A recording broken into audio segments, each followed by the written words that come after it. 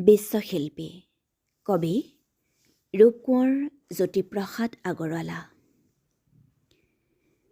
শিল্পী মই তিনিও কালৰ, অতীতৰ, বৰ্তমানৰ, অনাগত ভৱিষ্যতৰ। আদিতেই যাত্ৰা কৰি অনাদিলে যাওঁ, ধ্বংসৰ মাজেদি মই ৰূপান্তৰেদি ৰূপ পাই নৱতম সৃষ্টিৰ শলিতা জ্বলাওঁ।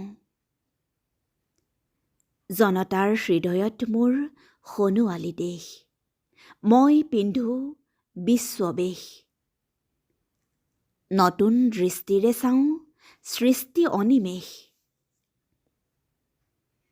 নানা ভাষা, নানা আশা, নানা জাতি বৰ্ণ যিনি মই শুনো ঋণী ঋণী বিশ্বজনতাৰ এক অপূৰ্ব সংগীত।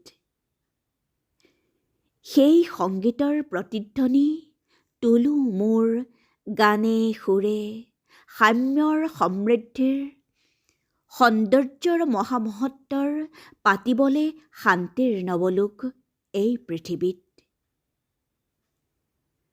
মোৰ কল্পনা মেধা বুদ্ধি মনীষাৰে মোকে কৰি সংস্কৃতিৰ অপূৰ্ব আধাৰ।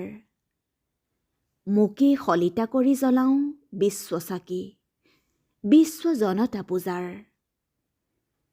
সেই পূজাৰ প্ৰধান অৰ্ঘ্য কৰি মই মোকে দিওঁ উপহাৰ, মোকে কৰি ষোড়শ উপচাৰ। বিশ্বজুৰি জনতাৰ জয় জয়কাৰ, হওক জয় জয়কাৰ।